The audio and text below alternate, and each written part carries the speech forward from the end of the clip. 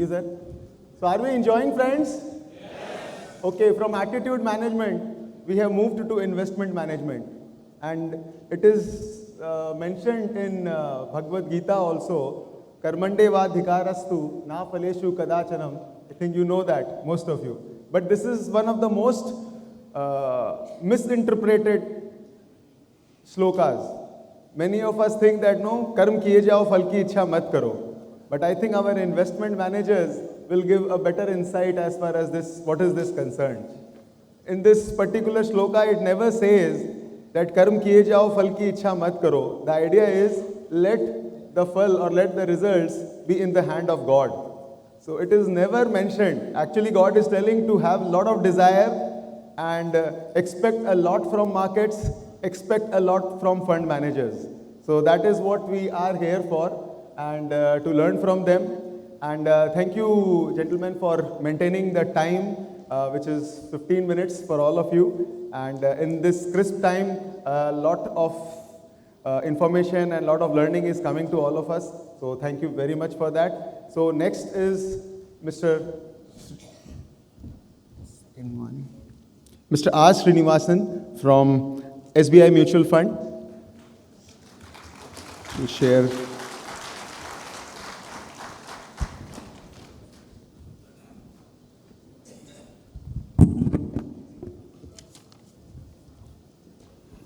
Good morning, friends. Thank you. It's a privilege. I come in place of Navneet. He sends his apologies. He broke his leg and he couldn't make it to this event.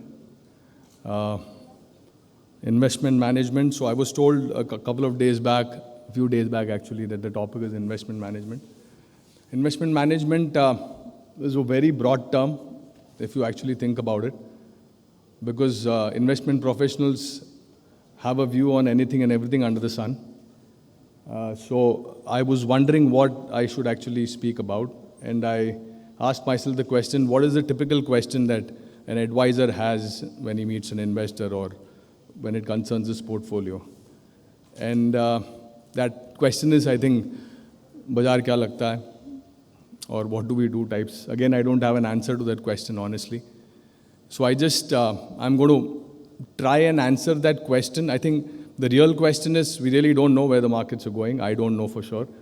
But I think where advisors are coming from is, what do we do when we speak to clients? What do we tell them? What do we do with our money right now? And I draw inspiration from this book I had read some time back, which is called 6 Easy Pieces, where there's an interesting analogy there where this has nothing to do with investment management. Feynman is talking about the world. And the essence of that analogy is that the world is extremely complex, the way we see it. But if we observe it long enough, you can deduce certain rules that resolves most of our problems, which is, I guess, the same in investment management. Investment management is a complex subject in the sense that it involves understanding geopolitical issues, economy, for example, economics, behavioral science, psychology, even the weather. Actually, I think you see a lot of reports on monsoons nowadays. So can you kind of look at all this and deduce some simple rules for investing? So let me come back to the example that Feynman talked about in the book. Imagine yourself as an ignorant guy who is watching the gods play chess. You have no idea what chess is about. And you see them moving pieces and you really can't make any sense of it initially.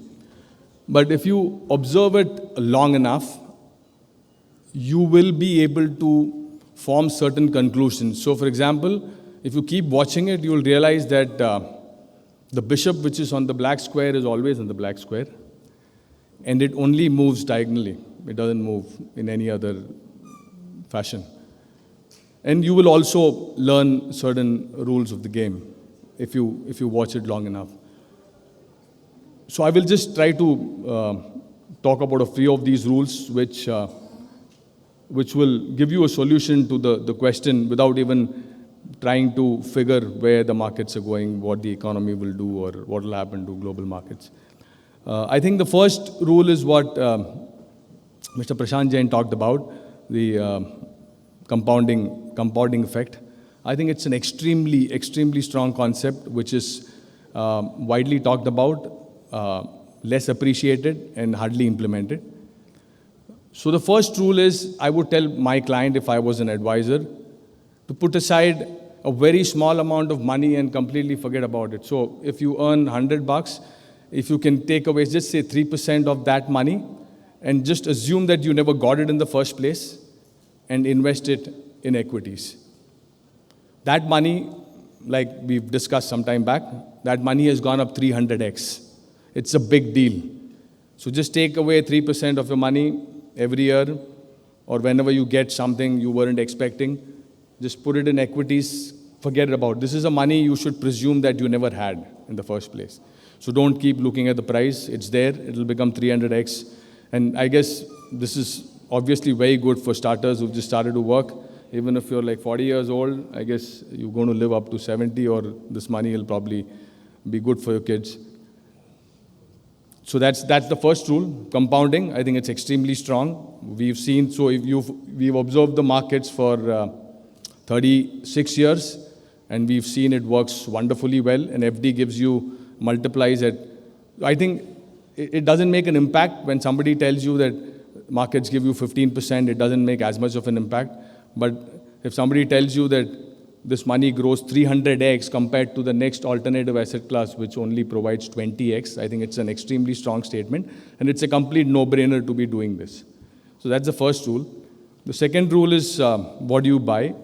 I think a couple of things that we've seen that always works in the market when you invest is buying a good business and betting on good guys, good managements. Now, a good business is easily defined in a sense. A good business is a business that has competitive advantages. You need to kind of look for it, identify it. A good business is a one that has a long runway for growth. It is a scalable business. A good business generally generates high return on capital. A combination of growth and return on capital is amazing. A good business generally has pricing power. A good business typically would be a business which has low capital intensity, and there are multiple other stuff. It is a business that is not prone to disruptions. It is a business that you can imagine being around after 10 years, 20 years. Similarly, when you look for good people, you're basically looking for integrity, you're looking for capability, and you're looking for vision.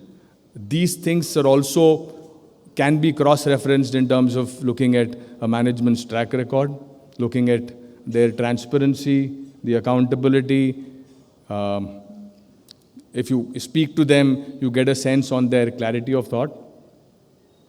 You invest in a good business, you invest in businesses run by good people, you will not lose money, right? That is another simple rule that you would have learned if you've observed the markets long enough, that this always works.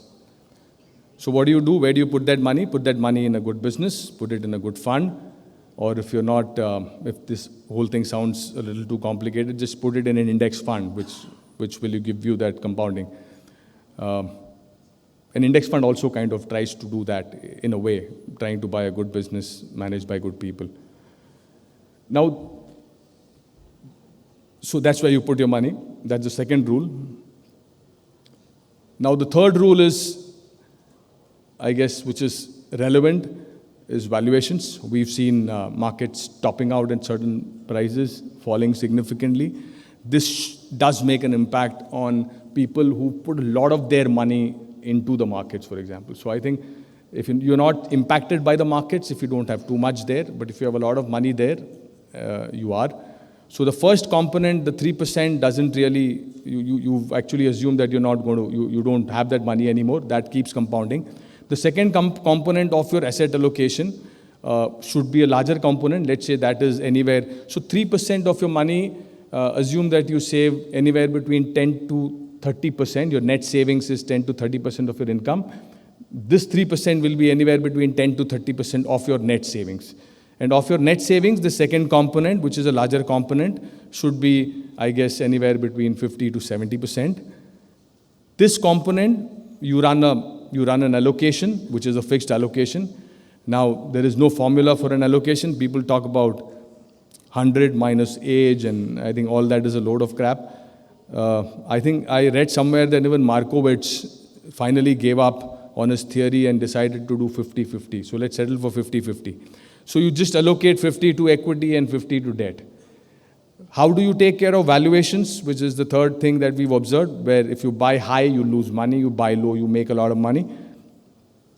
You basically rebalance your portfolio, this 50% or 70%, maybe at the end of every year or the end of every 2 years or 3 years. Let's say at the end of every year. What you're effectively doing is, if you are at 50-50 and the market goes up, you get down your 60 back to 50. If the market goes down, you're bringing up your 40 back to 50. You're buying low, you're selling high. And remember, now a large part of your net savings, which is almost 70-80%, you've not applied your brain, you haven't really spoken to people like us, and you don't have to work for it, in a sense. You're just doing this for your client on a religious basis, in a disciplined way. Now we come to the fourth part, where I guess we all need to justify. I need to justify my salary, you need to justify your commissions.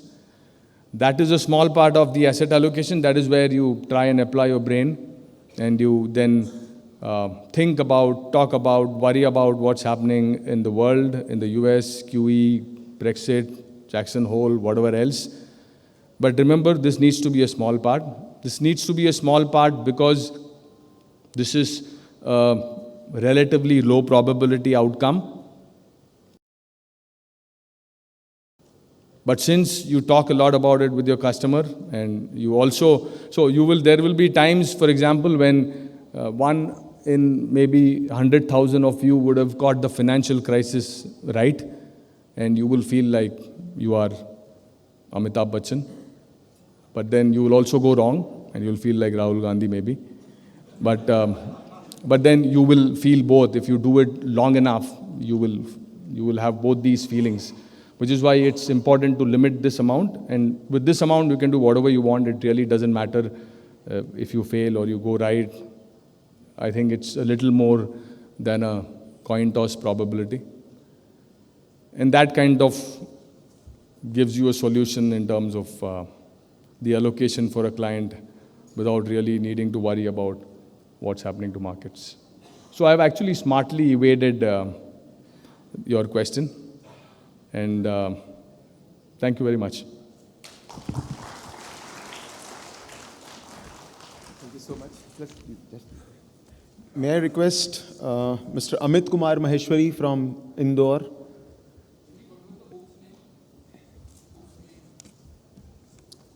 This was 6 easy pieces by Feynman. It has nothing to do with the markets. It's actually to do with physics, science. 6 easy pieces. Mr. Ramaprabhu from Coimbatore.